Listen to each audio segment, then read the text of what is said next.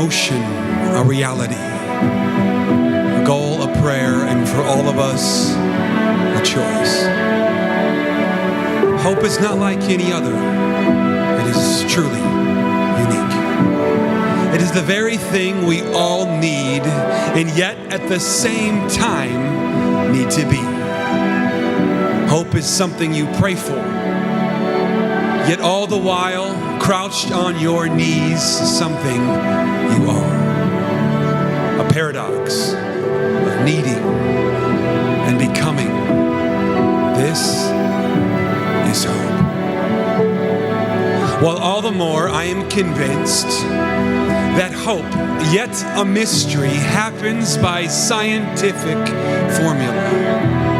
A heart, H, that is full, presented with genuine opportunity, O, aligned with heaven's plans, P, and then executed into reality. Hope is born.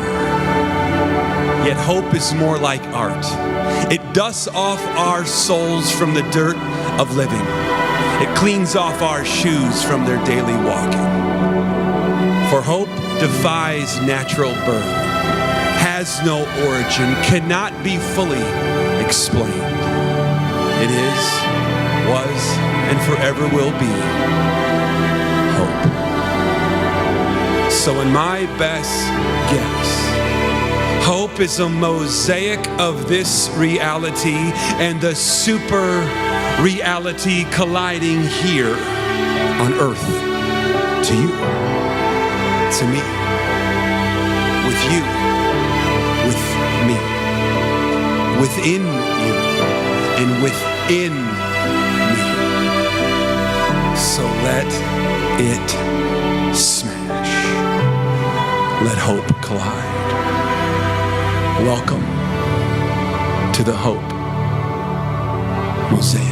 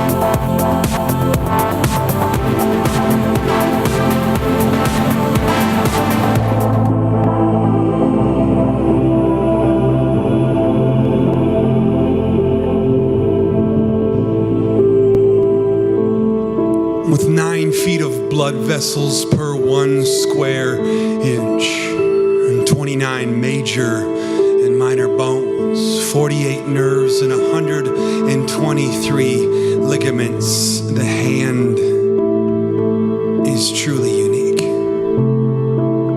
One of the most complex part of the human. And all tattooed. All of our hands, yes, even yours, and not by choice either, by birth. Written on the knuckles are all of our hands, not always seen by our eyes, are 2 words, hope and fear. 2 contrasting emotions, 2 battling tyrants, 2 choices we all have to make. Jesus met a man with a crippled hand in Mark 3 or Luke 6, tattoos on his hands, in a sense. Stretch out your hand, he said. The man had to decide which hand should he hide. The one with fear or the one that needed hope. So I say, stretch out your hand. And what you will find is this: our hands in the resting position when the blood vessels, bones, nerves, sinews, all in submission, is in the perfect position to do one of two actions: to grab hold or let go. Which will you decide? Which will you choose? To hold on or to let go? Fear or hope? Now you need to know that hope always grabs hold and hope always lets go. But fear makes fists. Fear hides hands. So grab hold or let go. Mark Twain says, go out on a limb, because that's where the fruit is. I say, that's where hope is.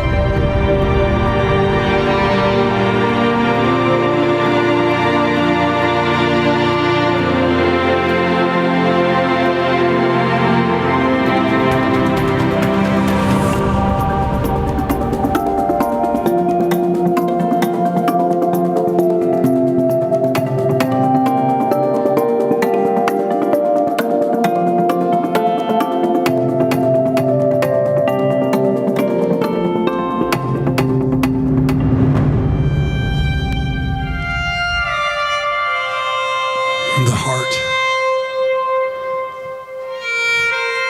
4 compartments, many valves, constantly in motion. A symbol of emotion, both keeping you alive.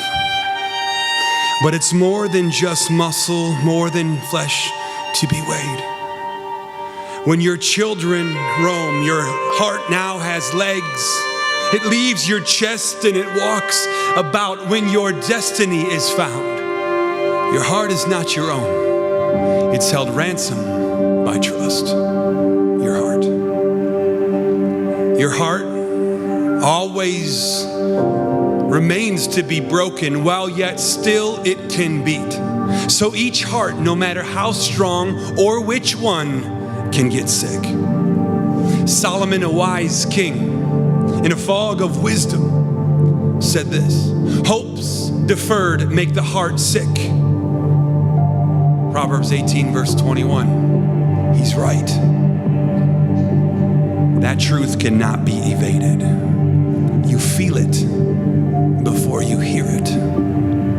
For your deferred realities have made you sick. Things that you hope for that are just out of your reach are like poison in your veins, which flows directly to your heart. And the reality is this: we all deal with new realities along the way. It's the new normal that we humans have a hard time fully embracing. This leads to disappointment from what was and what is both now deferred. And our hearts get sick. You see, having a new reality in a broken heart without hope is far more difficult than just having a new reality. Da Vinci said, tears come from the heart. frankly, in my experience, what defers hope is our inability to brace the new reality, breaking us free from the old one, the shock of it, the weight of it, the grief of it. Grief is not the roadblock where you are to go. In fact, it's the roadway to it. There, the new normal takes hold. I think that's why Solomon finished that proverb. But a longing fulfilled is the tree of life.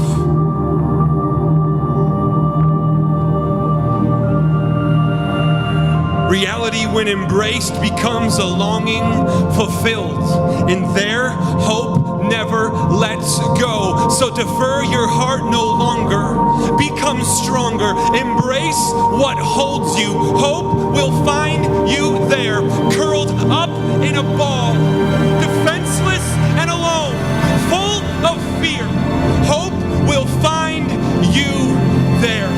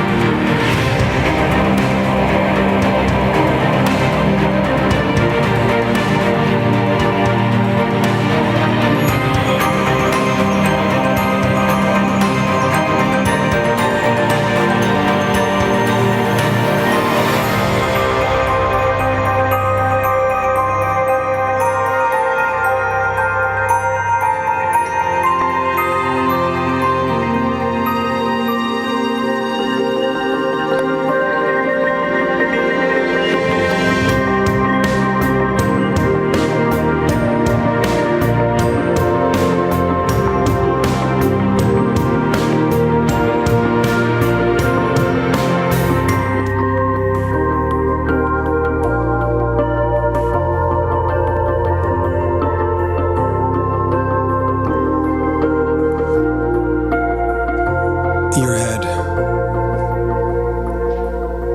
No other location holds all the senses. It's a one-stop shop for them all. Hearing, touch, taste, smell, and sight. All the senses, miraculous in their own right, but arguably none more than the gift of sight. Rods and cones in vitreous humor, and photoreceptor cells encased in a movie screen in the back of your head, all working together under perfect pressure, capturing life. But simply stated, eyes see because of light. So what light do you look upon? It matters. Jesus said in the book of Matthew, the eye is like a lamp unto your body. And if your eyes are good, then your whole body will be full of light. So how we see matters. What we see matters. So what if you could see into the future? What if you could look at light like that? What would you say? What would you see? Hey, me, it's you. I wanted to tell you a few things that you need to know. But 10 years from now, you're going to know them. And in that place, you are going to see. You see, life is like that. Hope is easy once you understand, and to understand is just to simply see. You remember that moment where you watched, thought, cried from the out-of-control life tragedy, from what you chose tragically. You felt hopeless. And at some point, hope left you. But you need to know a few things, see a few things. Your life has been so much better than you thought in those hopeless moments. I have seen it. The things with your parents, the big breakup. I wish you could see what I see. At school, when you felt worthless and all your spouse, they decided to leave. And you lost your job and your kids grew out of you and plan A went to B and then C. I wish you could see. I wish I could blink you there. You have your own story of hope and your vision is 2020 because you see past the fog of pain. So open your eyes in this moment to get to the next. With open eyes, you watch. With eyes of hope, you see.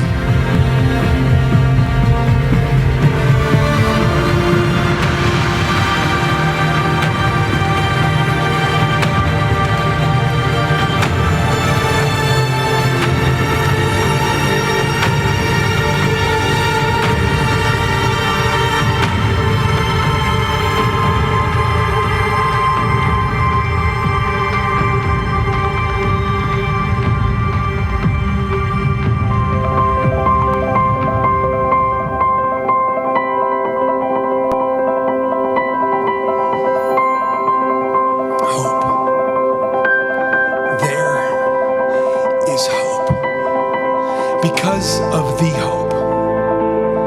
When all else is lost, this hope is found. You see, hope makes good from the dirt, makes peace from the hurt. Hope is there when the path disappears, when you're drowning in tears. Hope is working, even when you don't see it, feel it, or know it. Hope. You see, hope can make reasons for anything because hope is unfolding. Hope is unending. Hope is true. Hope is chasing. Yes, hope is new. Hope has conquered the death that seeks to destroy you. Hope has healed the disease that seeks to starve you. It has walked the road you're walking. Hope whispers peace while everyone is talking. And Jesus is this hope. And hope knows you. Beautifully unfinished, incomplete, in process, yet temporarily diminished. Jesus is this hope. So let this smash and bash and ring through the earth that Jesus is this hope. Let the lifeblood of hope become your reality. That Jesus is this hope. May your head and your heart and your hands all declare that Jesus is this hope. And this is the hope